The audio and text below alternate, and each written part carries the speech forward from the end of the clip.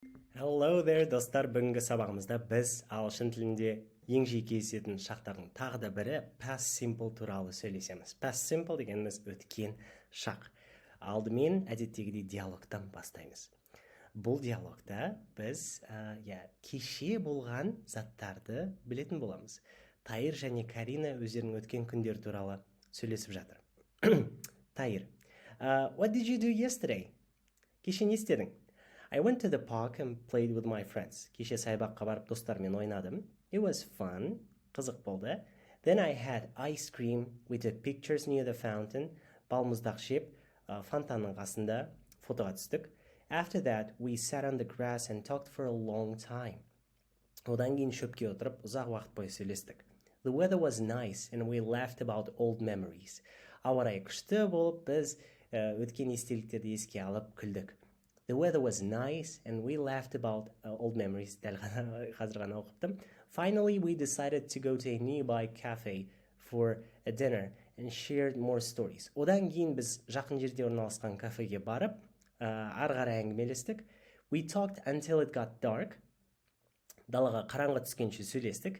And I realized how thankful I am for such great friends. Және мен осындай күшті достарымның бар болғанына қандай риза екенімді түсіндім. How was your day? Ал сенің күнің қалай өтті? My day was calm. Менің күнім әдеттегідей, ешбір күйзеліссіз өтті. I visited the bookstore and bought a new novel. Мен жақын жердегі кітап дүкеніне кіріп, жаңа роман сатып алдым. Later, I went to a coffee shop and read for a while. Кейін мен жақын жердегі кофе магазиніне келіп, кофе шоп деген негізі кафе, кофейня. Және сол жерде отырып оқыдым. It was a nice way to relax. Демалудың бір күшті жолы болды. How about you? Сенше? Anything interesting happen? Бір қызық бірдеңе болды ма? Well, on my way home, I saw a street musician playing beautiful music. Жалпы мен үйге бара жатқанда, мен көшеде ойнап жатқан музыкантты көріп қалдым. Ол әдемі музыка ойнап жатты. I stopped and listened for a while.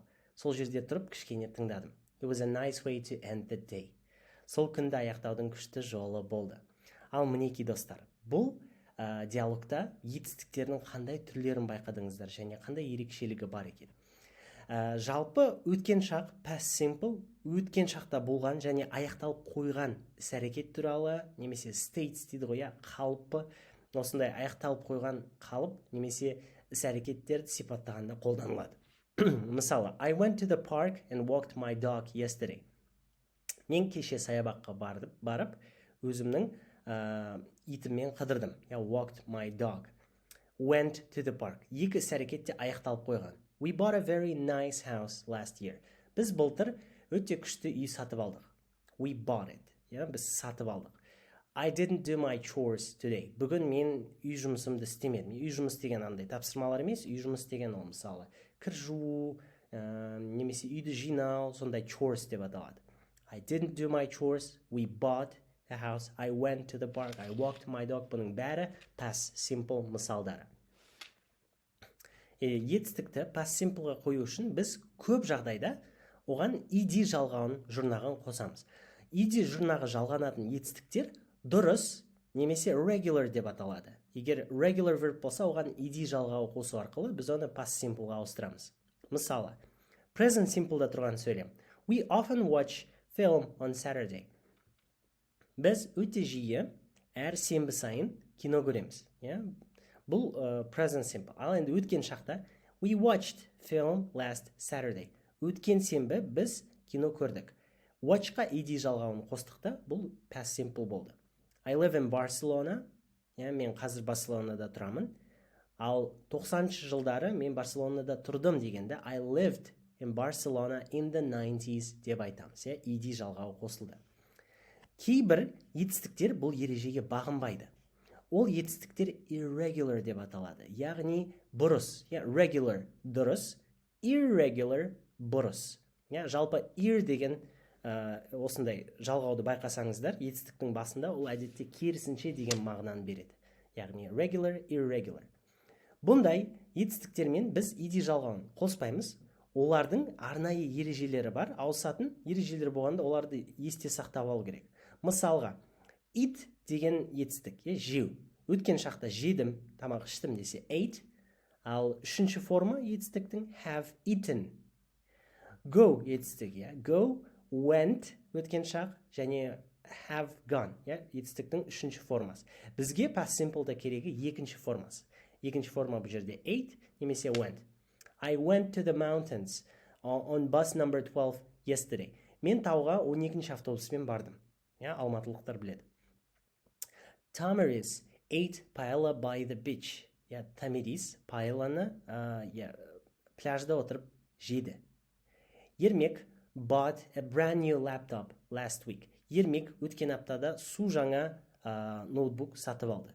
Bought, ate, went. Енді мынандай сұрақ туындауы мүмкін. Біз мысалы етістіктің дұрыс па, бұрыс екенін қалай ажыратамыз? Ол етістіктердің тізімі бар ма?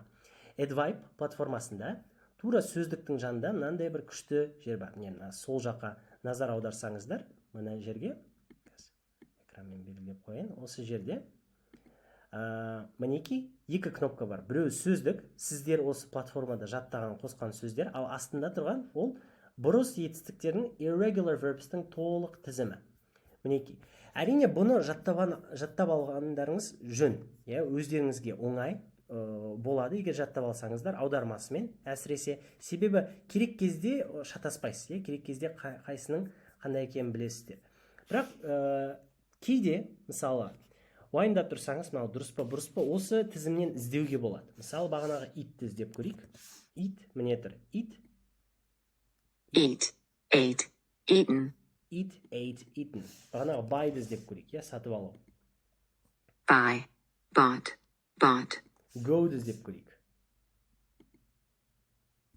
Go деген әртүрлі бар, міне.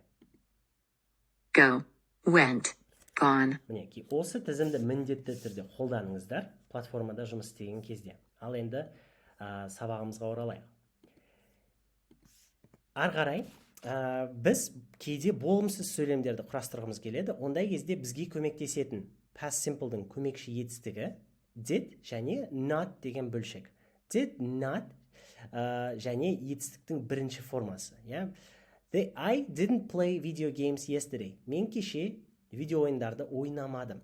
Байқап көріңіздер, бұл past simple болғанымен I didn't played деп айтпаймыз. Себебі бұл жерде past simple шағының көрсету функциясын did деген етістік атқарып жатыр.